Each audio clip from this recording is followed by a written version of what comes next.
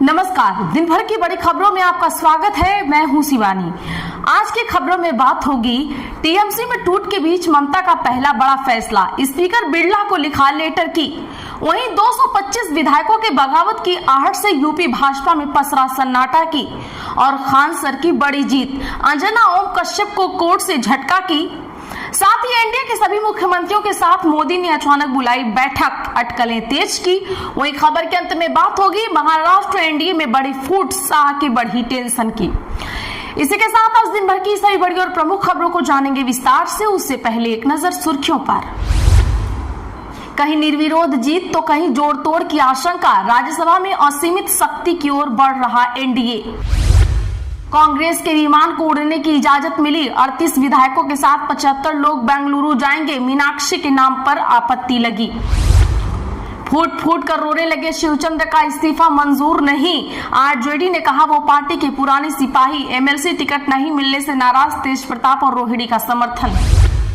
तेजस्वी बोले सम्राट चौधरी चीफ नहीं चीफ मिनिस्टर हैं। बिना सिक्योरिटी के लालू और मीसा राजश्री के साथ एयरपोर्ट से आवास आए। कहा बालिका गृह कांड वाले को उठाओ। शाह के बुलावे पर दिल्ली गए यूसुफ पठान। बगावत की आहट के बीच ममता के गुट का दावा। जानिए कल्याण बनर्जी क्या बोले। अखिलेश यादव नए लुक में आए नजर। जींस टी शर्ट और ब्लैक जूते पहनकर लंदन से लौटे। एयरपोर्ट पर जवानों से मिलाए हाथ। अमित शाह के बुलावे पर नैतिकता खत्म हो जाती है। सागरिका घोष पाला बदलने वाले बागी नेताओं पर बरसी। भारत ने पहली बार 12 परमाणु बम तैनात किए। 2 साल में देश के एटमी हथियार 180 से बढ़कर 190 हुए। पाकिस्तान से 20 ज्यादा। H1B वीजा पर $1 लाख वसूलने का आदेश रद्द। कोर्ट बोला ट्रंप फीस के नाम पर टैक्स नहीं ले सकते। भारतीयों को सबसे ज्यादा राहत। कथावाचक गिरफ्तार नहीं हुआ तो योगी से शिकायत करूंगी। दुष्कर्म का आरोप लगाने वाली महिला का दर्द। देवकी नंदन ठाकुर बोले पवन देव मेरा शिष्य नहीं। ऋतव्रत बनर्जी के खिलाफ हाईकोर्ट पहुंच गई ममता बनर्जी की टीएमसी। जानिए किस फैसले को दी चुनौती। हिंदू व्यापारियों पर ईडी रेड। पंजाब में एजेंसी के एक्शन पर बोले अरविंद केजरीवाल। मोदी कैबिनेट में बदले जा सकते हैं ये 12 मंत्री। राज्यसभा चुनाव के बाद बड़े फेरबदल के आसार। आपने देश की जनता के लिए क्या किया। मोदी सरकार के 12 वर्ष पूरे होने पर संजय राउत ने पूछे सवाल। कोर्ट में टीएमसी नेता सब्यसाची दत्ता की पेशी। अदालत ले जाते समय प्रदर्शनकारियों ने फेंके टमाटर और अंडे। ईडी के निशाने पर केरल के पूर्व मुख्यमंत्री की बेटी। पूछताछ के लिए वीना विजयन को किया तलब। सुप्रीम कोर्ट के पूर्व जज काटजू ने बनाई इशक करो पार्टी। बोले प्यार करो लड़ाई नहीं। अखिलेश और तेजस्वी की नसीहत। बड़ा दिल दिखाए कांग्रेस तभी बचेगी विपक्षी एकता। केजरीवाल सीएम मान गोवा प्रभारी से अंबाला जेल में मिलेंगे। दीपक सिंगला को ईडी ने किया था अरेस्ट। जमानत याचिका हो चुकी है खारिज। सरबजीत बने मोहाली के मेयर। बेटे की उपलब्धि पर विधायक कुलवंत की ताकत डबल। अहलूवालिया की उम्मीदों को बड़ा झटका। चलिए जानते हैं बड़ी और प्रमुख खबरों को विस्तार से। उससे पहले वीडियो को लाइक करें। ममता ने कल्याण बनर्जी को लोकसभा में चीफ व्हिप बनाया। स्पीकर को लिखा लेटर। टीएमसी में टूट के बीच ममता बनर्जी ने आज सांसद कल्याण बनर्जी को लोकसभा में पार्टी का चीफ व्हिप नियुक्त किया। लोकसभा में स्पीकर ओम बिरला को लेटर लिखकर कहा इसे तत्काल प्रभाव से लागू किया जाए। टीएमसी की लोकसभा में 28 सांसदों में से 20 ने एक दिन पहले बगावत के बाद ममता का साथ छोड़ दिया था। उन्होंने एनडीए सरकार को समर्थन देने का फैसला किया है। इन लोगों ने सांसद काकोली घोष दस्तीदार को अपना चीफ व्हिप चुना था। खुद काकोली घोष ने बागी सांसदों के साइन वाला लेटर लोकसभा स्पीकर को भेजा था। इसमें टीएमसी से अलग हुए सांसदों के लिए अलग संसदीय ब्लॉक के रूप में सिटिंग मांगी गई थी। चीफ व्हिप किसी राजनीतिक दल का सीनियर नेता होता है जो संसद या विधानसभा में पार्टी के सांसदों विधायकों के बीच अनुशासन बनाए रखने और पार्टी की रणनीति लागू कराने की जिम्मेदारी संभालता है। अगर कोई आदेश नहीं मानता है तो उसके खिलाफ अनुशासनात्मक कार्यवाही की जाती है। खान सर की गिरफ्तारी पर लगी रोक। कोर्ट में वकील बोले गोली खान सर ने नहीं चलाई। दरअसल फायरिंग मामले में खान सर की अग्रिम जमानत याचिका पर आज पटना सिविल कोर्ट में सुनवाई हुई। कोर्ट ने खान सर की गिरफ्तारी पर रोक लगा दी है। पुलिस से केस डायरी की भी मांग की गई है। कोर्ट ने अपने आदेश में कहा है कि अगले आदेश या अगली सुनवाई तक संबंधित व्यक्ति के खिलाफ कोई कठोर या दबावपूर्ण कार्रवाई न की जाए। खान सर की तरफ से पेश हुए वकील अरविंद कुमार महुआवार ने कोर्ट से कहा है कि गोली आत्मरक्षा में चलाई गई, किसी तरह से भय फैलाना मकसद नहीं था। खान सर के वकील ने बताया कि खान सर की अग्रिम जमानत याचिका पर 20 जून को सुनवाई होगी। सोमवार को खान ग्लोबल स्टडीज के डायरेक्टर खान सर की ओर से पटना के जिला एवं सत्र कोर्ट में अग्रिम जमानत याचिका दाखिल की गई। खान सर पर जान से मारने का प्रयास और हथियारों के अवैध इस्तेमाल का मामला दर्ज है। इधर खान सर की कोचिंग पर हमला मामले में जेल में बंद ज्ञान बिंदु कोचिंग के डायरेक्टर रोशन आनंद की जमानत याचिका कोर्ट ने खारिज कर दी है। पीएम मोदी एनडीए के मुख्यमंत्रियों के साथ बैठक करेंगे। कैबिनेट फेरबदल और परिसीमन बिल पर बढ़ी अटकलें। जी हां, केंद्र में नरेंद्र मोदी सरकार के 12 साल पूरे होने के मौके पर होने जा रही एनडीए की बड़ी बैठक अब सिर्फ विकास योजनाओं की समीक्षा तक सीमित नहीं रह गई है। प्रधानमंत्री नरेंद्र मोदी गुरुवार को एनडीए शासित राज्यों और केंद्र शासित प्रदेशों के मुख्यमंत्रियों और उप मुख्यमंत्रियों के साथ अहम बैठक करेंगे। लेकिन इस बैठक से पहले ही दिल्ली के राजनीतिक गलियारों में कैबिनेट फेरबदल, भाजपा संगठन में बदलाव और परिसीमन बिल को लेकर चर्चाएं तेज हो गई हैं। दूसरी तरफ तृणमूल कांग्रेस में जारी बगावत और काकोली घोष दस्तीदार के पलटवार ने राजनीतिक माहौल को और गर्म कर दिया है।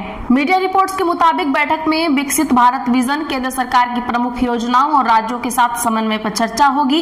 पश्चिम एशिया में जारी तनाव का भारत की अर्थव्यवस्था, तेल सप्लाई और सप्लाई चेन पर क्या असर पड़ सकता है, इस पर भी विस्तार से बातचीत होने की संभावना है। राजनीतिक गलियारों में इस बात की चर्चा तेज है कि एनडीए की बैठक के बाद केंद्र सरकार में बड़ा फेरबदल हो सकता है। अखिलेश यादव ने किया भाजपा के 225 विधायकों के टिकट कटने का दावा। नंदी से यूपीड़ा वापस लेने को लेकर बीजेपी पर बोला हमला। बता दें कि सपा के राष्ट्रीय अध्यक्ष अखिलेश यादव ने वर्ष 2027 के विधानसभा चुनाव में 225 सीटों पर भाजपा के विधायकों के टिकट कटने का दावा किया है। उन्होंने आज एक्स पर लिखा, सुना है इलाहाबाद की सारी सीटों पर भाजपा अपने प्रत्याशी बदलने जा रही है, क्योंकि भाजपा को लगता है कि ये सारे विधायक केवल खाने कमाने में लगे हैं और लोकसभा सीट हाथ से निकल गई है। यही फॉर्मूला उत्तर प्रदेश की उन सभी 43 लोकसभा सीटों पर लागू किया जा रहा है जहां इंडिया गठबंधन की जीत हुई थी और बाकी उन 9 से 10 सीटों पर भी जहां भाजपा हेरफेर करके सर्टिफिकेट से जीती थी, वोट से नहीं। इसका मतलब तो ये हुआ कि लगभग 225 सीटों पर प्रत्याशी बदले जाएंगे। सपा प्रमुख ने औद्योगिक विकास मंत्री नंद गोपाल नंदी से उत्तर प्रदेश एक्सप्रेसवे औद्योगिक विकास प्राधिकरण वापस ले जाने के बहाने ये हमला बोला है। उन्होंने लिखा, अभी हाफ हुए हैं, विधानसभा में टिकट नहीं मिलेगा तो साफ हो जाएंगे। जब सारे घटिया एक्सप्रेसवे बन गए और भ्रष्टाचार का टारगेट पूरा हो गया तब हटाया गया तो क्या हुआ। महाराष्ट्र की महायुति सरकार में फूट, फडणवीस से नाराज हुई शिंदे सेना। महाराष्ट्र में महायुति की सरकार में एक बार फिर अंदरूनी कलह की खबरें सामने आ रही हैं। रिपोर्ट्स के मुताबिक राज्य के मुख्यमंत्री देवेंद्र फडणवीस और उप मुख्यमंत्री एकनाथ शिंदे के बीच सब कुछ सही नहीं है। शिंदे गुट के नेता फडणवीस के खिलाफ खुलकर बयान दे रहे हैं। अब हाल ही में एक कार्यक्रम में उप मुख्यमंत्री को न्योता न मिलने को लेकर बवाल शुरू हो गया है। दरअसल हाल ही में नवी मुंबई इंटरनेशनल एयरपोर्ट पर छत्रपति शिवाजी महाराज की एक 20 फीट ऊंची प्रतिमा का अनावरण किया गया। इस मौके पर एक खास कार्यक्रम का भी आयोजन हुआ।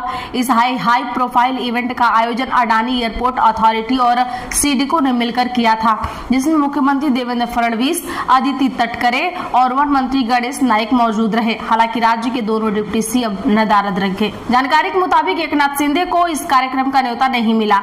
इस पर सवाल इसलिए उठ रहे हैं क्योंकि जिस नवी मुंबई एयरपोर्ट प्रोजेक्ट को लेकर यह कार्यक्रम आयोजित किया गया था वह सीधे तौर पर सीडको एजेंसी के तहत आता है। ये वही सीडको है जो सीधे तौर पर राज्य के शहरी विकास मंत्रालय के अधीन काम करता है। इस विभाग के मंत्री खुद उप मुख्यमंत्री शिंदे हैं। ऋतव्रत बनर्जी के खिलाफ हाई कोर्ट पहुंच गई ममता बनर्जी की टीएमसी, किस फैसले को दी चुनौती। जी हां, पश्चिम बंगाल में इस वक्त ममता बनर्जी की पार्टी तृणमूल कांग्रेस के अंदर भूचाल आया हुआ है। पार्टी के विधायकों के बाद अब सांसद भी बागी हो रहे हैं और खबर यह है कि 20 टीएमसी सांसदों का एक गुट एनडीए को समर्थन दे सकता है। इस बीच टीएमसी ने बागी हुए विधायक ऋतव्रत बनर्जी के खिलाफ नया मोर्चा खोल दिया है। टीएमसी ने कलकत्ता हाईकोर्ट का दरवाजा खटखटा दिया है। पार्टी ने यहां विधानसभा स्पीकर रथेंद्र बोस के उस फैसले को चुनौती दी है जिसमें उन्होंने ऋतव्रत बनर्जी जी को विधानसभा में नेता प्रतिपक्ष के रूप में मान्यता दे दी। पीटीआई की एक रिपोर्ट के मुताबिक टीएमसी के वकील शीर्षन्य बनर्जी ने जस्टिस कृष्ण राव की पीठ से इस मामले पर जल्द से जल्द सुनवाई की मांग की है। टीएमसी ने अदालत को बताया कि 18वीं पश्चिमी बंगाल विधानसभा का पहला सत्र आगामी 18 जून से शुरू होने जा रहा है। ऐसे में सत्र शुरू होने से पहले इस विवाद का निपटारा होना बेहद जरूरी है। कहीं निर्विरोध जीते तो कहीं जोड़ तोड़ की आशंका। राज्यसभा में असीमित शक्ति, क्या और भी तानाशाह हो जाएगी भाजपा? जी हां, बता दें कि देश भर के 12 राज्यों में राज्यसभा की 26 सीटों के लिए 18 जून को चुनाव होने जा रहे हैं। इन 26 सीटों में 24 नियमित सीटें और 2 उपचुनाव सीटें शामिल हैं। इनके लिए कुल 28 उम्मीदवार मैदान में हैं। एनडीए उच्च सदन में 2/3 बहुमत हासिल करने की ओर बढ़ रहा है और विशेष रूप से झारखंड तथा मध्य प्रदेश में भाजपा समर्थित उम्मीदवारों के मैदान में उतरने से मुकाबला बेहद रोचक हो गया है। चुनाव आयोग ने यह चुनाव कई प्रमुख नेताओं का कार्यकाल समाप्त होने के कारण घोषित किए हैं। साथ ही भाजपा ने राज्यसभा चुनावों में मध्य प्रदेश में एक अतिरिक्त उम्मीदवार खड़ा कर और झारखंड में निर्दलीय परिमल नाथवानी को समर्थन देकर विपक्षी खेमे में सेंध लगाकर दोनों राज्यों में उसे झटका देने की कोशिश की है। संख्या बल के लिहाज से झारखंड की दोनों सीटें सत्तारूढ़ इंडिया गठबंधन को और मध्य प्रदेश में एक सीट कांग्रेस को मिलनी है, लेकिन अतिरिक्त उम्मीदवारों के खड़े होने से चुनाव रोचक हो गया है। राज्यसभा की 24 सीटों के चुनाव और 3 सीटों के उपचुनाव में विभिन्न दलों के विधायकों की संख्या के अनुसार ही भाजपा और विपक्षी खेमे ने अपने उम्मीदवार खड़े किए हैं। लेकिन 2 राज्यों में सीटों से ज्यादा उम्मीदवार होने से वहां पर न केवल चुनाव होगा बल्कि विधायकों की जोड़ तोड़ की भी आशंका बढ़ गई है। तो आज के लिए बस इतना ही। ऐसी ही खबरों के लिए चैनल सब्सक्राइब कर लें और बगल में घंटे के निशान को